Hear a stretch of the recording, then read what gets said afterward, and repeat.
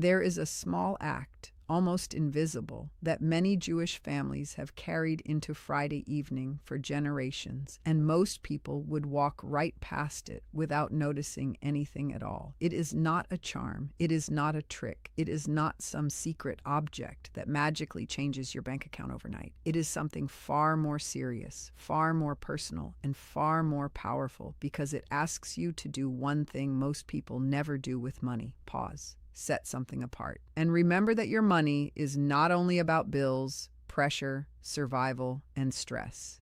It is also about trust. Before this video ends, I am going to show you exactly what goes into the wallet, why Friday matters, and why this tiny action has stayed alive for centuries inside homes that understood something the modern world forgot. Stay with me, because the practice itself is simple, but the meaning behind it can change the way you look at every dollar you earn, every dollar you keep, and every dollar that seems to disappear the moment it touches your hand. And if you miss the meaning, then the action becomes empty. I do not want to give you something empty. I want to give you something you can actually carry, something you can do this week, something that feels small in your fingers but heavy with meaning when your heart finally understands it. Let me ask you something and answer it honestly inside yourself. Have you ever felt like money moves through your life like water through open hands? You work, you try, you cut back, you stay responsible. You tell yourself next month will be different. And still, at the end of the month, the numbers feel too tight, the air feels too thin, and your peace disappears faster than your paycheck. Maybe you have looked at other people and wondered why they seem to have room to breathe while you are always bracing for the next expense, the next call, the next bill, the next surprise. If that is you, hear me clearly. This is not proof that you are lazy. It is not proof that you are cursed. And it is not proof that you are somehow shut out from abundance. But it may be proof that you were taught to think about money only on the physical level. Work more, save more, earn more, cut more, push harder. Those things matter, yes. But many old Jewish teachings never separated money from the condition of the soul. They saw livelihood, provision, and blessing as deeply connected, not fantasy, not denial, not escape from effort, a relationship, a living channel. And when that channel is ignored, people can exhaust themselves polishing the surface while the root stays dry. Keep listening, because in a moment I am going to show you the first move in this practice, and it is so simple that most people dismiss it before they ever understand why it matters. What I am sharing with you comes together in 3 parts, and each part strengthens the other. The first is the Friday wallet practice itself, the exact thing you place inside your wallet or purse before sunset, and the intention that gives that action life. The second is an old teaching about the kind of container that can actually hold blessing, because not every container can. And the third is about timing, the narrow window when many Jewish homes shifted out of noise, out of rush, out of stress, and into a different state before the week turned. When these 3 parts come together, something changes. The hand changes. The heart changes. The atmosphere around money changes, and once that changes, people begin to carry themselves differently. They stop acting like every dollar is a threat. They stop relating to provision only through panic. They stop living as if fear is wisdom. That does not mean life becomes easy overnight. It means the soul stops fighting the very flow it is praying to receive. That is why this matters, not because one coin can make you rich, but because one intentional act can begin to retrain a person who has spent years living in silent financial fear. And yes, stay with me all the way through, because the last part is the one most people miss completely, and without it, even a meaningful action can lose half its power before the sun goes down. I want to tell you a story. My grandmother came from a world where people counted everything because there was almost nothing to count. Food was stretched, shoes were shared, small comforts were treated like luxuries. But every Friday before evening arrived, her mother did one quiet thing that stayed in the family for years. She would take a coin, sometimes the smallest one she had, wrap it carefully, and place it inside the place where she kept her money, not mixed in with the rest, not forgotten, set apart. Then she would whisper a short prayer, not dramatic, not long, just a few simple words. That meant, "This is not only for me, and through this act, may blessing enter this home." Now, some people hear that and immediately think old superstition, village habit, emotional comfort for hard times. But that misses the point. She was not trying to perform magic. She was living a principle. In Jewish thought, holiness often begins with separation. To make something holy is to set it apart, to say this does not belong to my hunger, my impulse, my fear, my immediate consumption. It belongs to something higher. And once you understand that, the practice changes shape. It stops being about a coin and starts becoming about alignment. It becomes a weekly statement. I'm not owned by my appetite. I am not trapped in panic. I can separate. I can give.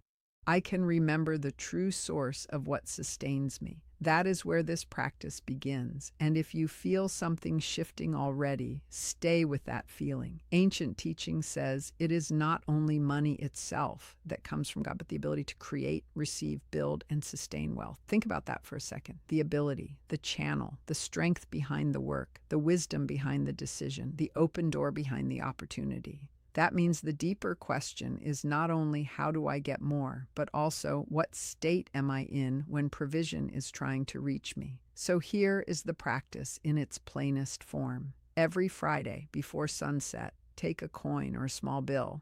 The amount does not matter. Small is enough. What matters is that you do it on purpose. Place it in your wallet or purse separately from your spending money if possible. Different slot, folded paper, small envelope.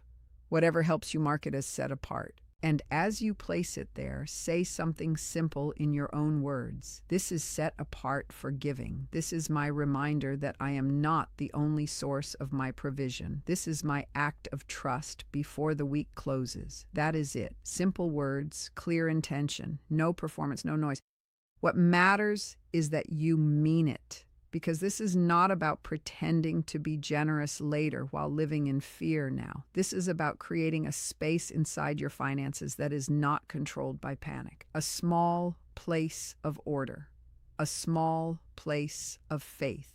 A small place of dignity. And when you do that every Friday, you are not only preparing money, you are preparing yourself. You are training your inner world to stop gripping every resource. Like survival depends on fear alone. Now, why Friday? Why not Monday morning when the work week starts? Why not payday? Why not the first day of the month? Because in Jewish life, Friday is not just the edge of the weekend. It is the threshold of Shabbat. It is the crossing point. The house begins to slow down. The air begins to change. The table is prepared. Candles are readied. The week that was loud begins to loosen its grip. And in Jewish mystical thought, that moment is not empty at all. It is full. It is charged. It's the doorway through which blessing moves into the days ahead. Most people today hit Friday evening exhausted, distracted, scrolling, irritated, still arguing with the week, still mentally answering emails, still carrying every unfinished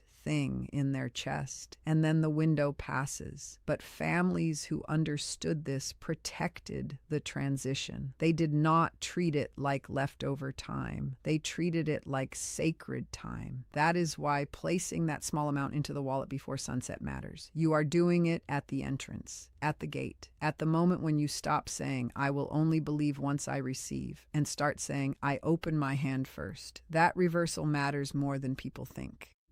My grandmother did this all her life. She and my grandfather rebuilt from almost nothing. Not instantly, not theatrically, but steadily. They moved from fear to stability, from instability to comfort. And through every season, she kept that Friday practice alive because she knew the coin was never just a coin. It was a weekly renewal of trust. There is another teaching that makes this even stronger. It says blessing needs a vessel. It needs somewhere to land. That may sound poetic, but stay with me, because this is where many people miss the whole point. If your wallet is constantly emptied to the last possible cent, if every dollar that enters immediately disappears into urgency, then there is no sense of vessel, no sign that anything has been set apart, no room marked by intention. But the answer is not to seal your money away with fear either, gripping everything so tightly that nothing can move, nothing can breathe, and nothing can be shared. A vessel for blessing is neither empty from despair nor locked shut by panic. It is open but formed. It holds something already chosen, already designated, already given meaning. That Friday coin becomes exactly that. It becomes a marker that says, this wallet is not only a place where money comes and goes in stress, it is also a place where purpose lives. And purpose changes atmosphere. The smallest amount can do that if it is placed there with clarity. Think about how powerful that is. You're not waiting until you feel wealthy to act like a person who can set something aside. You act first. You define the vessel first. You refuse to let your financial life become one long emergency with no room for holiness, justice, generosity, or trust. That is why such a tiny act can carry such deep force. It interrupts the old script. It tells your fear you are not in charge of everything here anymore. I remember hearing about a man whose business had fallen apart after years of stability. Deals collapsed. Partners disappeared. The confidence he once carried drained out of him. He went for advice, expecting strategy, numbers, contacts, maybe a rescue plan. Instead, the first question he was asked was simple: have you stopped setting aside for giving? He answered the way many people would answer: how can I give when I already feel like I have nothing? That answer sounds logical. It sounds responsible. It sounds like survival. But the deeper response he received was this: when fear convinces you to close the channel completely, you do not protect blessing, you block it. So he started again, not with a large amount, not with heroic generosity, just something small. Every Friday, set apart, deliberate, quiet. And as the practice returned, something inside him returned too. He became less desperate, less scattered, less trapped by the feeling that everything was ending. Then new work appeared. Then one call opened another door. Then what looked dead slowly began to move again. No, this is not a promise that one ritual creates instant wealth. That is not what I am saying. What I am saying is that people often underestimate the damage done by constant fear, and they also underestimate the strength that comes from a repeated act of trust. Sometimes the first rebuilding happens in the soul, long before it appears in the numbers. And when the soul steadies, a person sees more clearly, acts more wisely, and receives differently. So, I want you to do something right now in your mind. Picture your wallet, your purse, the place where your money lives. Is there anything inside it that has been set apart with intention? Anything marked for giving? Even in a small way? Anything that tells the truth that your whole financial life does not belong to pressure alone? If the answer is no, then this is where your practice begins. Not next month. Not when things improve. Not when you finally feel ready. Readiness often comes after obedience, not before it. And this is where the third part becomes so important, because the action matters, but the state you enter Friday evening with matters too. Many people move into the weekend carrying frustration, anger, envy, and the exhaustion of comparison. They are still fighting with people in their minds, still replaying a conversation, still tightening around what they do not have. That inner state becomes part of the atmosphere surrounding money. In Jewish mystical thought, resentment narrows the channel. It pulls a person into a condition of restriction. That means you can do the outer action and still remain tightly closed inside. And that is why this practice is bigger than putting something in a wallet. The wallet is the visible part. The invisible part is what happens in the heart just before the week turns. Do not miss this, because this is the piece that gives the whole practice breath.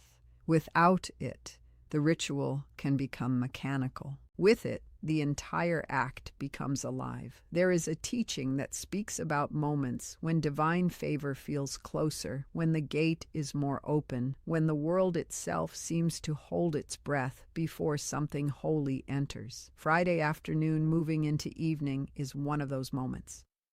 But most people race straight through it. They are still finishing tasks, irritated in traffic, checking messages, rushing food, answering one more thing, solving one more problem, and the moment passes right over them.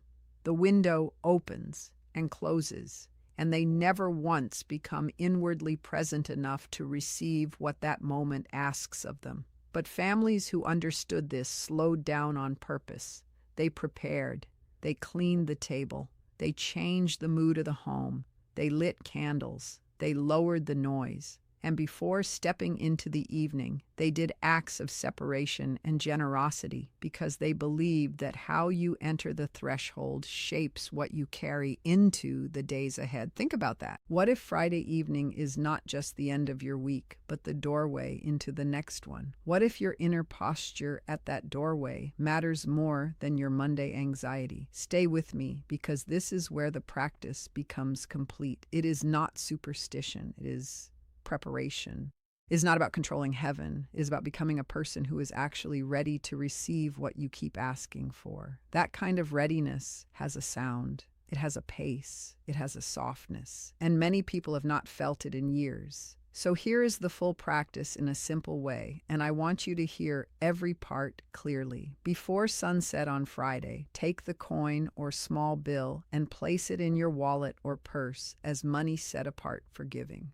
That is the first move. Then stop for one quiet moment and say thank you for what you do have, even if right now it feels too small, too stretched, too fragile, too late. Gratitude is not denial. It is not pretending the pressure is not real. It is choosing not to become blind to what has still been provided. And after that, release one grudge. Just one person, one wound, one irritation that has been living rent-free inside you all week. You do not have to call them. You do not have to approve of what happened. You do not have to force fake emotions. You simply say, I will not carry this weight into the evening. I release its hold on me. I refuse to let this bitterness tighten my spirit another day. That is the third move. Coins set apart. Gratitude spoken. Resentment released. 3 acts, a few minutes. But together they do something profound. They shape the hand, the heart, and the inner channel. They say, I am not entering this evening empty, angry, and closed. I am entering with intention. And when a person does that week after week, something deep begins to change. The nervous system changes. The relationship with money changes. The feeling of spiritual exile around provision starts to loosen. This is why the practice has lasted, because it works on more than one level at once. The coin in the wallet is the physical act. It gives your intention weight. It makes your belief visible. Gratitude is the emotional act. It softens the part of you that has become hard from disappointment, hard from delay, hard from having to be strong all the time. Releasing resentment is the spiritual act. It clears the blockage you may not even realize you are carrying. When these 3 come together, something opens. Not always with fireworks, not always with instant results. Sometimes it opens quietly, like a locked room finally getting fresh air. Sometimes it opens because you stop treating money like an enemy and start relating to it with steadiness, clarity, and reverence. And that shift matters. Many people spend years trying to improve their finances while secretly hating every conversation about money, every reminder about money, every demand money makes on them. That inner war drains strength. But this practice invites peace back into the relationship. It reminds you that wealth is not only chased, it is also received. It is stewarded. It is honored. It is shaped by the condition of the vessel carrying it. And no, this is not about being smarter than everyone else. It is not about secret superiority. It is not about some dramatic hidden code. It is about living with a principle most people ignore. Before increase can stay, say the inner and outer vessel both need to be ready. I think often about the people who carried these practices through years of uncertainty, through migration, rebuilding, loss, and fresh beginnings. Many of them did not have luxury. Many of them did not have perfect information, modern tools, or polished plans. But they understood rhythm. They understood reverence. They understood that a home, a table, a wallet, a prayer, and a repeated act of trust could shape the spirit of a family across decades. That is why this practice matters even now, because modern life teaches speed, reaction, and endless mental noise. It trains people to move from panic to panic and call that realism. It trains people to measure provision only by visible numbers while ignoring the condition of the heart carrying those numbers. But the old wisdom says the source is deeper than the marketplace. The source is deeper than the deal. The source is deeper than the raise, the sale, the lucky break, the timing, or the trend. Those things matter, but they are not ultimate. And when a person remembers that, they stop collapsing every time a number changes. They stop acting as if one hard week means the channel is gone forever. They learn to renew the relationship every Friday. Again and again, small act, clear heart, open hand. That is how traditions survive. Not by being flashy, but by being faithful. And if this is speaking to something deep in you, do not just admire it, practice it. Let it move from idea into action. So this coming Friday, do not wait for a perfect mood or a perfect bank balance. Do not tell yourself you will start when you have more breathing room. Start with what is real. Start with what is in your hand. Take the smallest coin, if that is what you have, or a small bill. Put it in your wallet. Set it apart for giving. Say your words with honesty, not performance. Thank God for what has reached you already, even if it has not yet reached the level you're praying for. Then release one bitterness before the evening begins. One burden, one name, one inner argument you're tired of carrying, and walk into Friday night lighter than you were an hour before. That is the invitation. Not pressure, not theater. A doorway. And if this message has reached you at the right time, if part of you feels like something just clicked into place, then hold on to that. Sometimes the shift begins before the evidence appears. Sometimes the vessel is prepared before it is filled. Sometimes the heart opens before the door does. But opening still matters. Preparation still matters. Intention still matters. If this resonated with you, write these words in the comments. My vessel is open. Say it simply. Say it with faith, and may your home know provision, peace, steadiness, and the wisdom to keep your hands open, your heart clear, and your spirit ready for every good thing meant to find its way to you.